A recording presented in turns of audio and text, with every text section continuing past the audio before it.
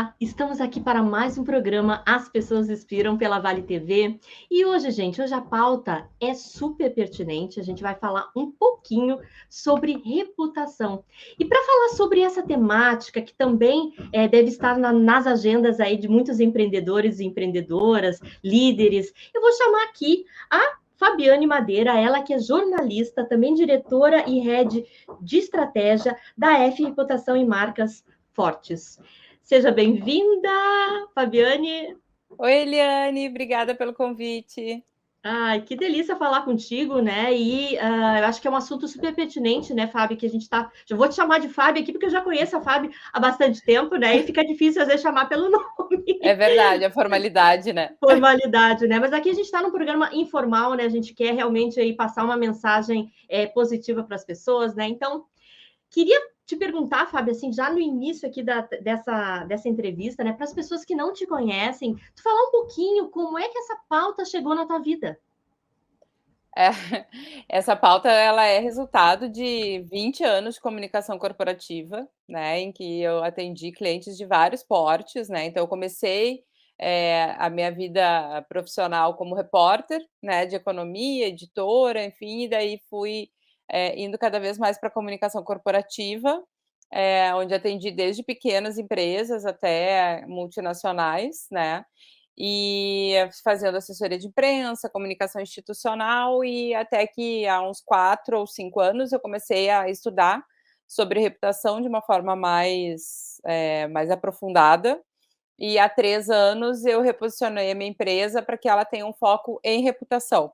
Então, desde então, a gente vem trabalhando e o tema, né, o conceito surgiu mais forte aí depois com a pandemia, e desde então, por coincidência ou não, o assunto está cada vez mais em voga e o que é fundamental, né, para a perenidade dos negócios. É verdade. E a gente está vivendo, né, Fábio, um momento assim muito incerto, né? Acho que as empresas elas devem estar também preocupadas, né, com essa questão da reputação, né? Mas eu queria que tu falasse para a gente assim, dentro desse emaranhado de coisas, quando a gente fala em reputação, né? Tu trabalha muito a questão da assessoria de imprensa, né? Como é que se conectam essas duas palavrinhas, enfim, né? Como é que tu traz isso para o teu dia a dia? Primeiro vamos pensar o que que é reputação, né, Eli? Beleza. A reputação é o que os outros pensam sobre a gente, a partir do que a gente faz e fala, né. Então é meio que, traçando um paralelo, é aquilo que a gente fala da vizinha, né. Lembra que a gente falava: "Ah, a vizinha é meio fofoqueira, a outra vizinha é assim, a outra vizinha é assado"? A gente faz esse mesmo exercício com as marcas e com as outras pessoas, sejam elas as que estão no noticiário, enfim, a gente faz esse mesmo exercício, muitas vezes inconsciente. E o que que as marcas, precisam fazer? Elas precisam construir, através especialmente de práticas, né, e de discurso, num segundo momento, atitudes coerentes para que criem dentro na cabeça das pessoas, na memória das pessoas, um bom conceito sobre ela, né. Então a questão é essa, é como eu vou municiando o meu consumidor ou o meu público para que ele tenha um bom conceito sobre mim, né, para que quando eu precise, né, quando aconteça algum problema, ele me dê aí um voto de confiança e diga: "Não, essa pessoa ou essa marca, ela errou aqui, mas ela tem todo um histórico, positivo". Isso é reputação, né, é a gente cuidar. Isso significa que a gente passa o tempo inteiro cuidando de reputação. Esse é um processo que começa e não termina mais, né, porque todos os dias, né, a gente tem vários pontos de contato com os nossos clientes, e daí a gente está falando de cliente, mas isso vale para parceiros, para fornecedores, para vários stakeholders, né. Então a gente precisa estar sempre construindo essa imagem, positiva, na memória, né, das pessoas e dos nossos parceiros. E a assessoria de imprensa é das ferramentas que a gente usa dentro dos planejamentos de reputação, mais estratégicos. Por quê? Porque é ali que a gente consegue falar tanto com o cliente final, quanto com a própria imprensa. né, que é muitas vezes em momentos de crise quem vai noticiar as nossas crises, né, porque também isso é uma coisa que é fato, é só questão de tempo para a gente ter crise, né, qualquer marca hoje em dia vai ter alguma crise de imagem, né. Então, como é que a gente previne isso? A gente começa tendo um estabelecimento de conexões, de relações com a imprensa. Então, por isso eu considero a assessoria de imprensa um dos principais pilares de um bom planejamento de reputação. Uhum. E é interessante, Fábio, porque eu estava te ouvindo agora, né? Eu também sou ainda muito leiga, né? Acho que as pessoas que estão aqui talvez não tenham todo esse conhecimento também sobre a assessoria, né? Eu acho que tem uma coisa muito importante, né? Que eu acho que antes de colocar fazer essa percepção para o mundo externo, né? A gente tem que saber quem a gente é, e as empresas têm que saber também o que são, né? E eu acho que trabalhar essa pauta de identidade empresarial também é um pré-requisito, talvez, para que a comunicação de uma assessoria de imprensa tenha valor, gere valor, né? Exato, porque a assessoria de imprensa basicamente eu conseguir levar para os jornalistas, para os jornais, veículos, né, tradicionais e até para influenciadores digitais, a tua empresa, né, os valores, conseguir comunicar os teus valores, as tuas notícias, os teus propósitos, né. Então, quando a empresa tem esse tema de casa, vamos dizer assim, que hoje já não dá nem mais para chamar de tema de casa, né. Hoje em dia é o básico de uma empresa, a gente acaba tendo mais facilidade. Por quê? Porque a gente está trabalhando com verdade, com coerência, né, com coisas, com elementos que são reais, né. E a assessoria de imprensa, basicamente, o que que a gente faz? A gente busca espaços, qualificados para os nossos clientes, para contar as histórias deles, seja uma nova loja, seja um posicionamento, um investimento, um programa social, né. Então o que a gente faz é ligar os nossos clientes aos espaços corretos, né. Então, às vezes, vai ser uma estratégia de volume, então a gente tem que martelar em vários veículos, né. Outras vezes vai ser uma estratégia mais assertiva, então eu prefiro estar num colunista ou num espaço, mais qualificado, enfim, mas tudo de acordo com a necessidade do cliente. E uma coisa que a gente faz muito forte na F, Eli, a gente faz comunicação atrelada ao objetivo de negócio do cliente, né, porque não adianta só a gente fazer comunicação para ficar bonito, né. Então, e às vezes esse é um erro das empresas, né, sem estratégia. A gente sempre busca alinhar as nossas estratégias de comunicação aos objetivos de negócio do cliente, né, para que a gente Perfeito. possa colaborar com isso. Sim. É, exatamente, né? São várias frentes, né, Fábio? E a assessoria de imprensa, essa questão da reputação é uma das formas, né, que pode agregar, de certa forma, o desenvolvimento, a evolução de uma organização, né?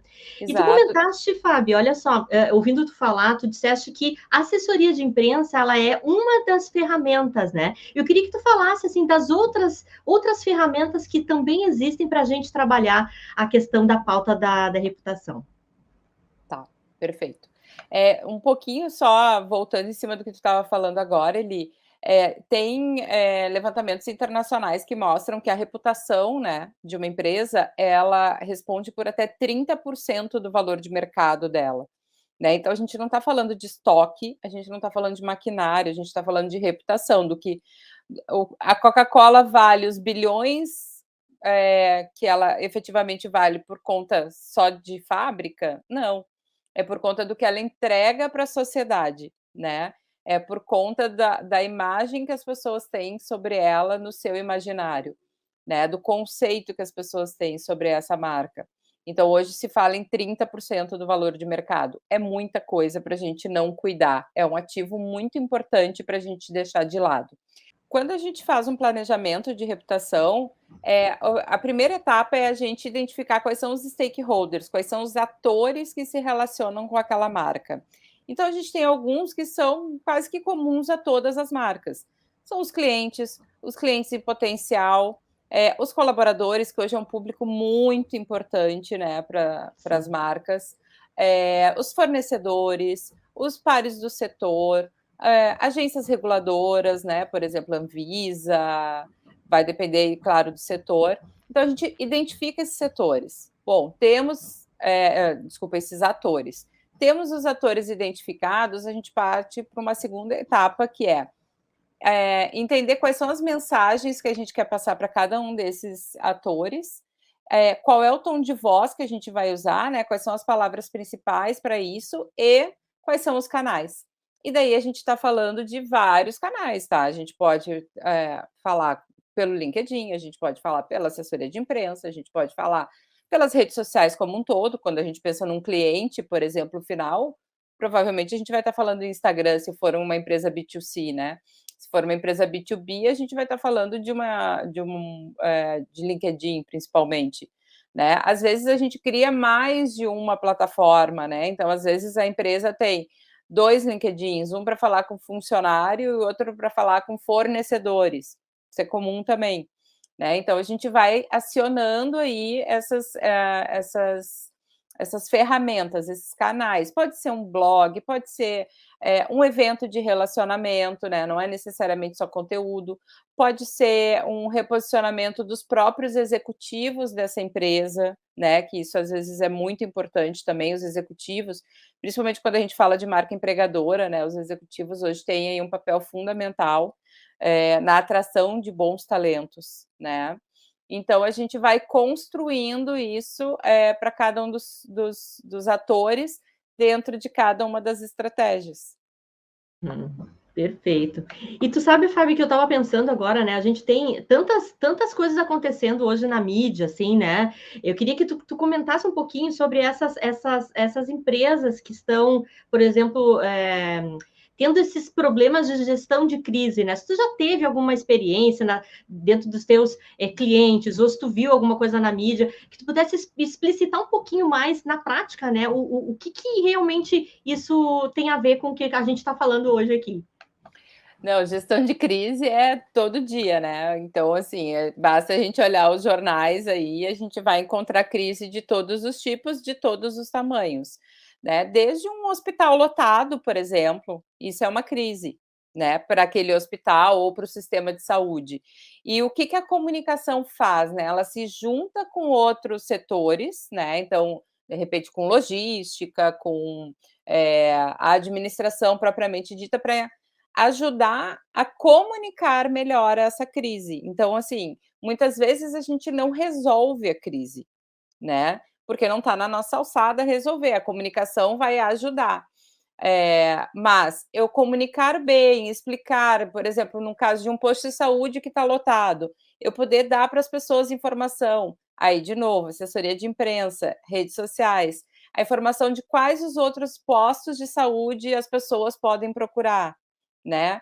O que a gente está fazendo para mitigar o problema, né? Como poder público. Então, isso é gerenciamento de crise. E assim, vai sempre ter problema, né? Eu sempre digo, a crise é só uma questão de tempo. Agora, o jeito como eu lido com a crise é isso que impacta a minha reputação. Se a gente pegar ali, por exemplo, o principal indicador de reputação que a gente tem hoje online é o Reclame Aqui.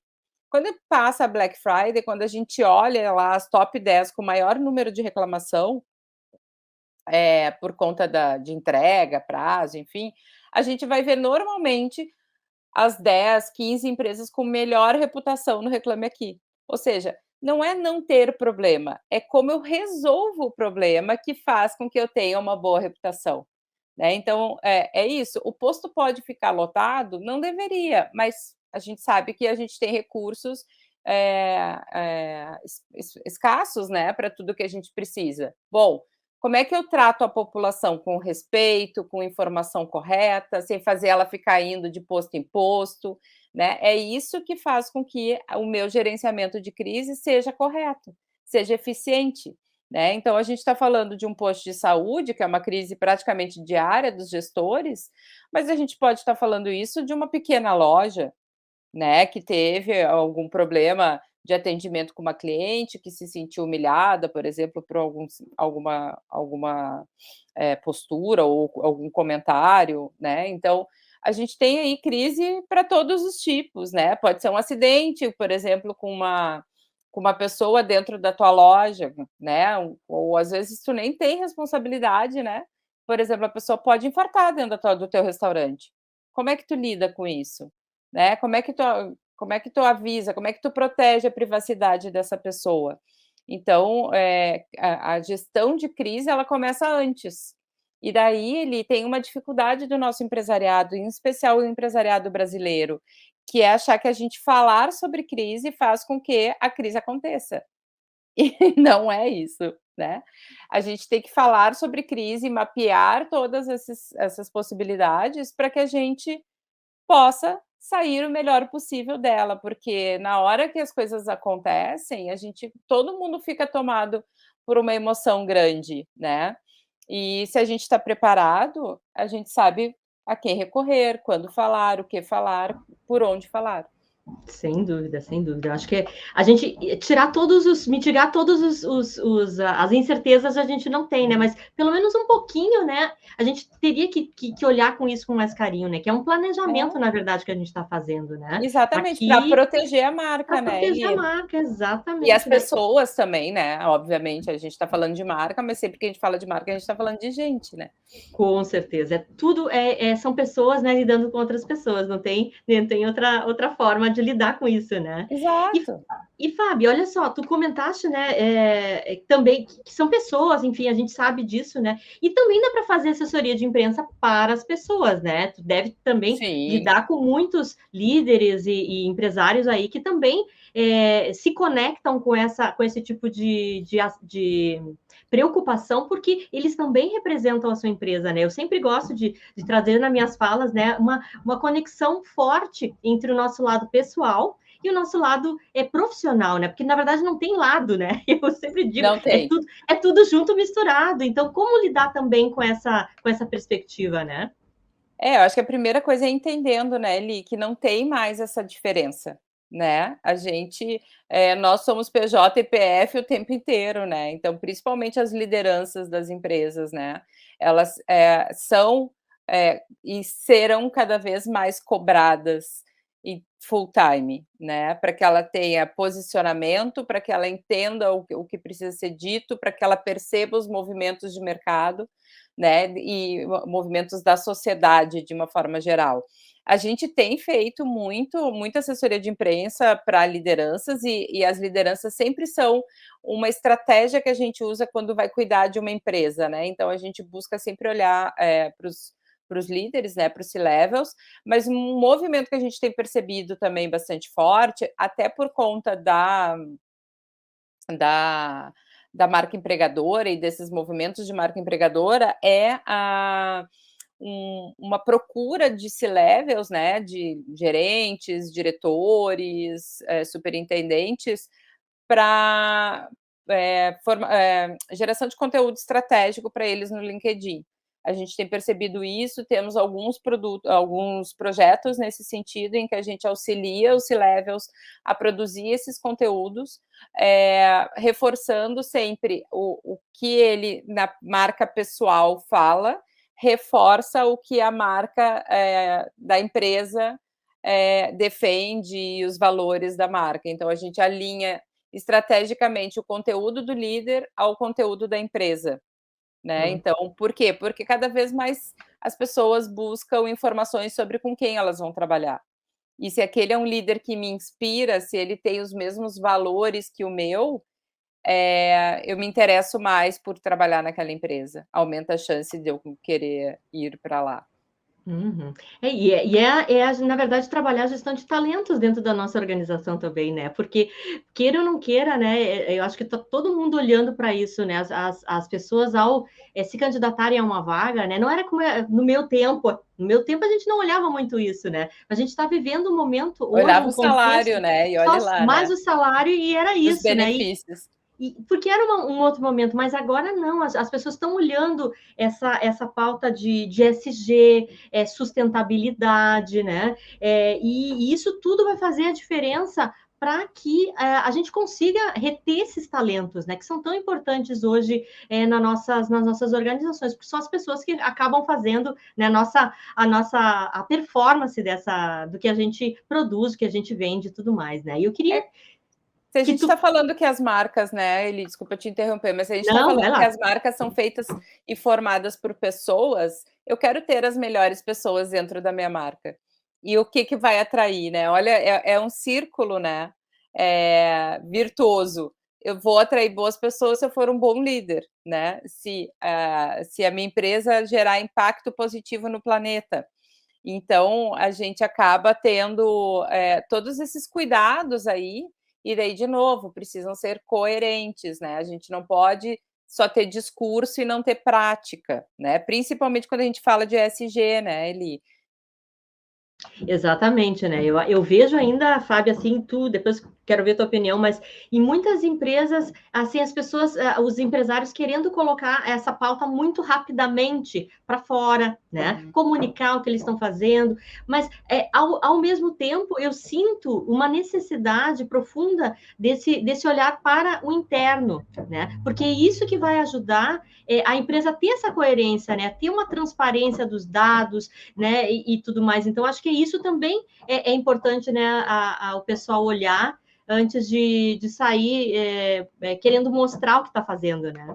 É o que a gente fala, né? O movimento, o exemplo arrasta, né? Então, se a gente tem uma liderança que entende o assunto, né? Sabe da necessidade e sabe da importância e de que isso não é uma combustão espontânea, né? As pautas ESG, elas não surgem do nada e elas não são colocadas em prática de um dia para o outro, né? Quando o líder entende isso, ele consegue criar um ambiente em que a empresa e as outras lideranças e as outras pessoas começam a entender esse processo e buscar esse processo de uma forma mais verdadeira, e daí sim, entendendo que tem início, meio, mas o fim a gente não sabe qual vai ser, né? Mas precisa ser começado, a gente precisa iniciar. Então, mas não é assim tão simples, não é liga um botão e a partir de hoje eu sou ESG, né? É um movimento que é bem, eu diria, interno mesmo, assim, né? É um movimento de crescimento da empresa, eu entendo. Acho que E de é por aí. evolução, né? De evolução de uma própria cultura, né, Fábio? De Porque consciência. de consciência, de elevação de consciência, né? Dessa coisa realmente genuína acontecer, né? E tu acha, Fábio, assim, tu que passou essa questão de pandemia, tá? Isso aflorou mais na pandemia, né? Assim, acho que ficou mais as coisas deram luz para esse tipo de situação, né? E tu viu algum caso assim mais que tu poderia citar para a gente assim que foi um caso de falta de coerência, vamos dizer assim, que tu pudesse comentar aqui com a gente de alguma empresa ou na mídia? A gente tem muitos casos, né, Eli, assim, infelizmente a gente ainda tem um longo caminho, né, para evoluir e a maturidade das empresas também para que para que ela cresça, enfim. Então a gente tem aí uma série de de de desdobramentos. Eu acho que essa é mais do que me fixar num exemplo único, assim, eu penso na quantidade de desdobramentos que a gente pode ter quando a gente pensa, nesse tipo nesse assunto, né, e na estratégia para esse assunto. A gente está falando aí de meio ambiente, a gente está falando de diversidade, a gente está falando de impacto no mundo, né, impacto positivo, a gente está falando, de como as mulheres são tratadas, né, das minorias que precisam ainda ser ouvidas e respeitadas e atendidas, né, nas suas demandas e nas suas pautas. Então a gente tem uma gama aí de possibilidades muito grande. Então, mais do que falar sobre isso, é preciso iniciar. Eu acho que essa é a questão, né? Eu acho que a empresa precisa olhar um pouco para si, assim, internamente, e conseguir olhar e dizer assim, bom, eu não vou atacar tudo, mas o que eu posso começar a resolver agora, né? O que eu já tenho de bom, porque eu acho que muitas vezes a gente esquece do que a gente já faz de bem, né? E de consciente, e o que daqui eu posso começar a fazer, né? Porque assim, crise a gente vai ter para todo tipo e É todo o verdade. problema. E a pandemia, só fazendo essa relação, a pandemia aflorou muito. Não à toa que a palavra reputação veio muito forte, né? Porque quando eu tenho pouco dinheiro, eu decido, né, onde eu vou comprar, com quem eu vou comprar. E daí o produto passa a ser commodity. Vou te dar um exemplo muito simples, tá? Final de semana eu fui comprar manteiga no supermercado. E daí as manteigas todas com valor X, e daí tinha duas que estavam com valor mais baixo. Uma uruguaia, uma paulista, zero gaúcha, tá? As gaúchas eram mais caras. Aí eu disse, bom, qual que eu vou comprar? A paulista ou a uruguaia? Vou comprar a paulista, porque pelo menos eu dou emprego aqui no nosso país. Isso é um critério de escolha para um consumidor. Pode ser a proximidade com o local, pode ser o fato de ser uma indústria nacional e não uma indústria estrangeira, porque a gente precisa gerar emprego aqui. Então, cada pessoa vai ter um critério. Quanto mais eu consigo fechar em torno dos critérios do meu público, e daí eu preciso conhecer meu público, mais eu me blindo da questão financeira, que a gente sabe que o dinheiro está escasso. Uhum, muito bem. Fábio, eu falei que ia ser muito rápido, tá? A gente já está acabando aqui. Eu queria que Ai, tu que pena. deixasse uma mensagem para o pessoal que está nos assistindo, deixasse as tuas redes sociais, como é que a gente acha, quem quiser saber mais, né? Como é que o pessoal te acha aí nas redes? Ou pode me achar tanto no LinkedIn quanto no Instagram, é Fabiane Madeira, né? Os dois são o mesmo ID ali. E quando tu me fez esse questionamento da frase, eu fiquei pensando muito no slogan que a gente assumiu para a F esse ano. E eu acho que ele faz muito sentido, que é a reputação é a verdadeira alma do negócio, não é mais a publicidade, né? É a reputação. Então, eu acho que é isso, assim. Então, se as pessoas puderem ter esse olhar, né, para esse tema, tenho certeza que as marcas vão sair mais fortes, mais sólidas e com ganhos aí de em muitas áreas. Muito bem. Gente, então agradeço aqui as pessoas que estão nos ouvindo, né, pela Vale TV, agradeço a ti, Fábio, por ter estado com a gente, compartilhar um pouquinho aí desse vasto conhecimento, né, na área da reputação, enfim. E até o próximo programa, As Pessoas Inspiram, na semana que vem. Um beijo no coração e fiquem com Deus. Obrigada. Bye, bye.